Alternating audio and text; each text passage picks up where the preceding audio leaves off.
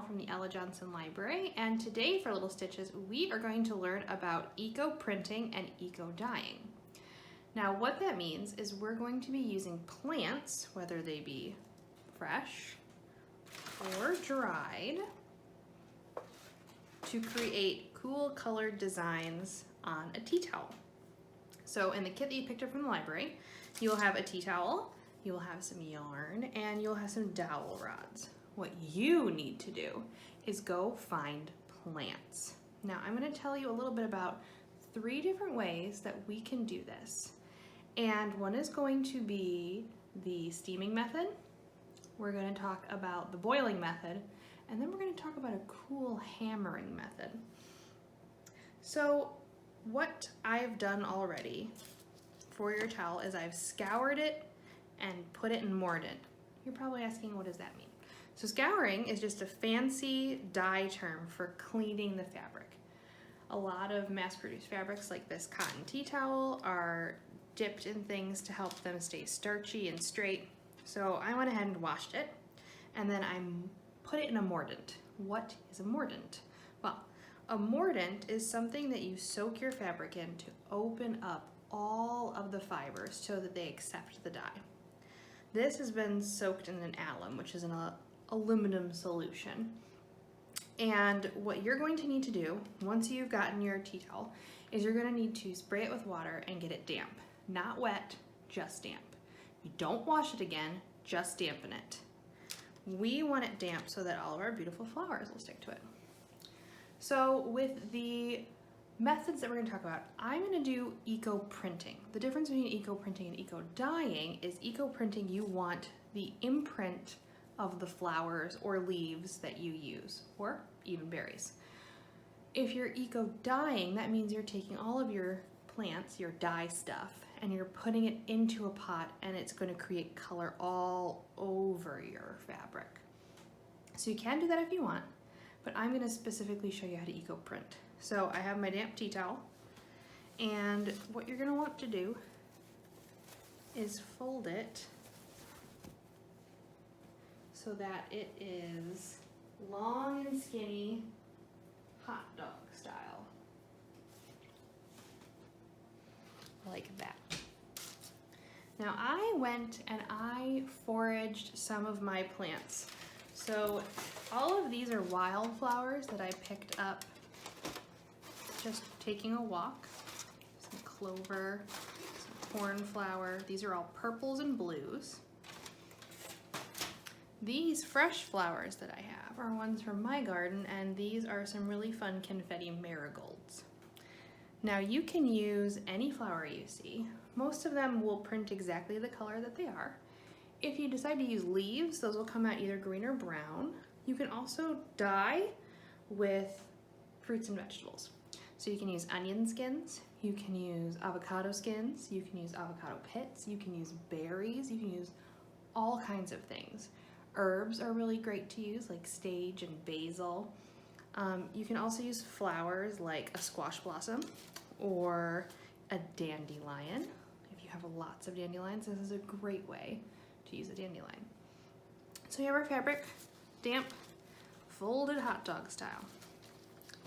So what I'm going to do first is I'm going to just pick some of my really beautiful dried flowers. You can use fresh or dried flowers. So I have these really pretty purple ones that I'm going to kind of crush up to make little dots. This is going to look a little bit like confetti.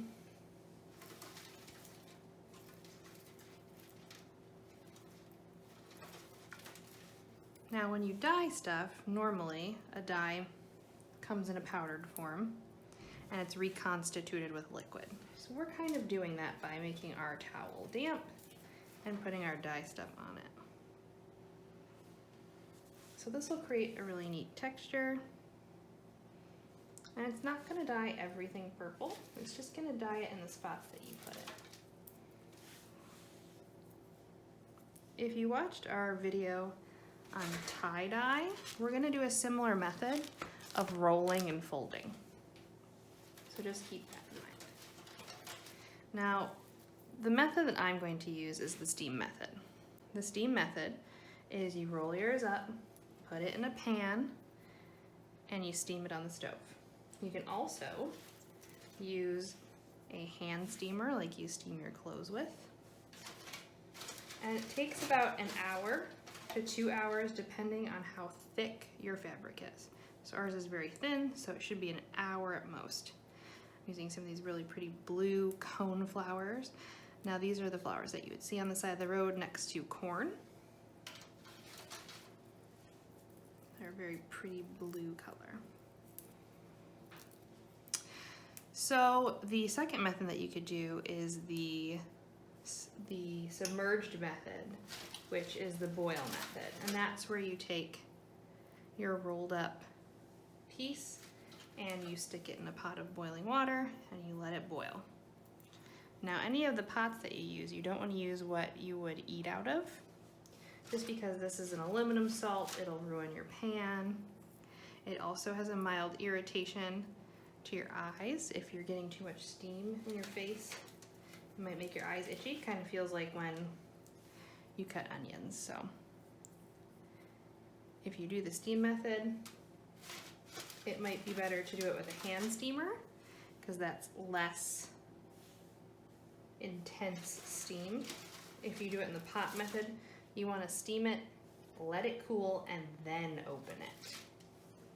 You don't want any of this getting in your face. You can wear goggles if you have goggles. I usually handle mine with goggles, tongs, and gloves, just because you're working with salts, which are abrasives, and plants, which also can be irritating to your hands if you're not careful.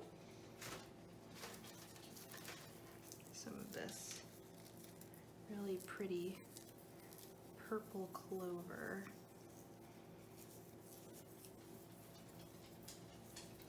So I've got a nice decent amount of the dry flowers. What I'm going to do for these fresh flowers is kind of a cool method, and hopefully it'll come out correctly. Sometimes when you work with plants, it comes out close but not exact because we're working with things that kind of morph and shift and move. So I'm going to take this beautiful marigold and I am going to plop it straight onto there. Head side down, remove as much of the back of the green as I can. And what's going to do is imprint the entire flower head. It's going to look pretty cool if you do it correctly. So I got these confetti marigolds. Just going to plop down there. Now the dowel rod you can use if you want. You don't have to. It just helps create a tighter roll on your piece. I'm not going to use a dowel rod because my pot's really tiny. So I have a separate pot that I use for all of my stuff. It's this nice granite ware. When you're using pots, you want to make sure you use stainless steel or enamel. Now we talked about the boil method, we talked about the steam method, but the one that I am waiting to talk to about is the really cool method where you need to do a little bit of hammering. So if you don't want to use steam, if you don't want to boil it, what you can do is roll it up in half, and then maybe one more time, and gently tap it with a hammer. Now if you're going to use a regular hammer, you're going to want to cover that with a towel. If you have a sledgehammer, that's going to be too heavy. If you have a mallet, that would be even better because it's got a little bit softer of an edge. So I'm still sprinkling a little bit more purple on here. I want to make sure I get a lot. I really like the color combo of the blue, the purple, and the orange. When you go collecting your flowers, make sure you go collect them from somewhere that you are allowed to be in. Don't go collecting them from the park or the forest preserve without any permission. You don't want to get in trouble. So go where you can forage. Like I said, I grow some of my flowers in my backyard. And I'm sure people would be more than happy for you to go pick their dandelions. All right, so I think I got a nice amount of purple and blue. So what I'm going to do now, this is a little bit of a difficult part. I am going to try to gently roll sideways here.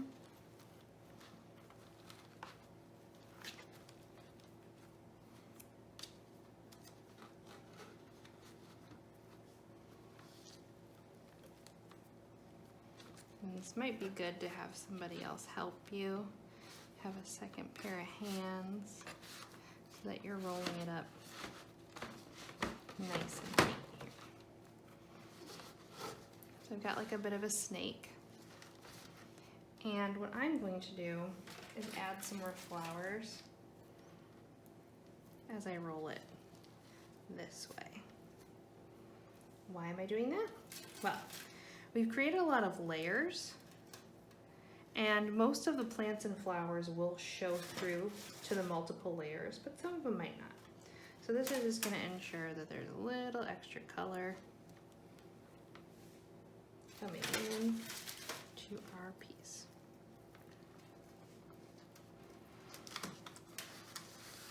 You can also just fold it multiple times instead of rolling it.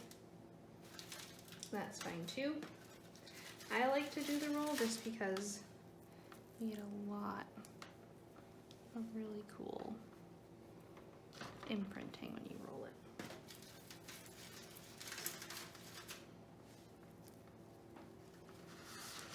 All right, so I have basically a little cinnamon bun here. And next what I'm going to do is tie it up with my twine as tight as possible. Then I'm going to pop it into my pot, and I'm going to do the steam method for 1 hour. Once it's all steamed, you're going to want to let it cool, then take it out of the pot, untie it, and then unravel it and take all your plants out. After you've done that, you're going to want to let the towel sit for 24 hours. The longer the better. And then you're going to wash it with just a little bit of dish soap and very cool water.